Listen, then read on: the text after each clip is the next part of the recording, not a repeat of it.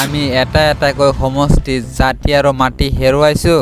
কোনো সন্দেহযুক্ত লোকক অসমৰ ভূমি দিয়া নহব গৌৰৱ গগৈ অখিল গগৈক উভতি ধৰিলে মুখ্যমন্ত্ৰীয়ে গৌৰৱ গগৈ আৰু অখিল গগৈৰ দৃষ্টিভংগী পৃথক কিন্তু আমাৰ স্পষ্ট কথা অসমৰ ভূমি কোনো সন্দেহযুক্ত লোকৰ হাতত থাকিব নোৱাৰে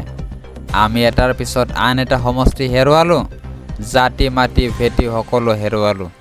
উৰিয়াম ঘাটৰ বেদখলকাৰীয়ে যদি ভোট দিলেহেঁতেন তেন্তে খিলঞ্জীয়াৰ স্বাৰ্থৰ সিদ্ধি নহ'লহেঁতেন খিলঞ্জীয়াই নিজৰ অধিকাৰ হেৰুৱালেহেঁতেন দুখীয়া মানুহৰ লগত 200 পৰা 300 বিঘা মাটি কেতিয়াও নাথাকে দুখীয়া মানুহৰ বৃহৎ পুখুৰী বৃহৎ অট্টালিকা থাকে নেকি এই সম্পৰ্কত গৌৰৱ গগৈ আৰু অখিল গগৈৰ উত্তৰ কি গৌৰৱ গগৈ আৰু অখিল গগৈক উভতি ধৰিলে মুখ্যমন্ত্ৰীয়ে আজিৰ পৰৱৰ্তী গুৰুত্বপূৰ্ণ খবৰ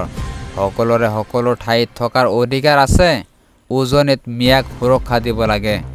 AIUDFৰ এয়া মন্তব্য উজনিত আসামে ঘৰে ঘৰে গৈ সময়সীমা দিছে সকলোৰে সকলো ঠাইত থকাৰ অধিকাৰ আছে একাংশ গুণ্ডাই মিয়াক বান্ধি দিছে ডেডলাইন সকলোৰে সকলো ঠাইত থকাৰ অধিকাৰ আছে ডেডলাইন বান্ধি ভাৰতীয় নাগৰিকক কৰা হৈছে হাৰাশাস্তি চৰকাৰৰ নিৰ্দেশত সকলো লোকক তাৰ পৰা খেদি পঠিওৱা হৈছে উজনি অসমত সংখ্যালঘু লোক থকাৰ অধিকাৰ আছে এই ক্ষেত্ৰত AIUDF আৰু জমিয়ত উলেমাৰ ফালৰ পৰা দিয়া হৈছে স্মাৰক পত্ৰ উজনিৰ বহু ল'ৰা ছোৱালীও নামনিত আছে নামনি অসমত উজনিৰ যিসকল লোক আছে তেওঁলোকক আনি মৰমেৰে ৰাখিছে উজনিত মিয়াৰ সুৰক্ষাৰ দাবীৰে সংবাদমেলত AIUDFৰ এয়া মন্তব্য আজিৰ পৰৱৰ্তী গুৰুত্বপূৰ্ণ খবৰ ৰেলৱে চাকৰিৰ নামত প্ৰবঞ্চনা আৰক্ষীৰ জালত ধন কুমাৰ ডেকা ৰেলৱে চাকৰিৰ নামত প্ৰবঞ্চনা আৰক্ষীৰ জালত ধন কুমাৰ ডেকা চাকৰি দিয়াৰ নামত ধন কুমাৰে খুলি লৈছিল ৰেলৱে মাল গুদাম শ্ৰমিক সংঘ শ্ৰমিকৰ পৰা সংগ্ৰহ কৰিছিল ধন নিবনুৱা যুৱক যুৱতীৰ পৰা চাকৰি দিয়াৰ নামত সংগ্ৰহ কৰিছিল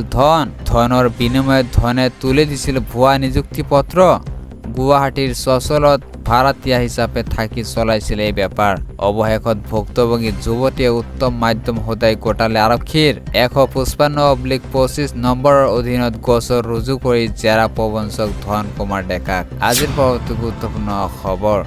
একেদিনাই ভাৰতে লাভ কৰিব 2খনকৈ যুদ্ধ জাহাজ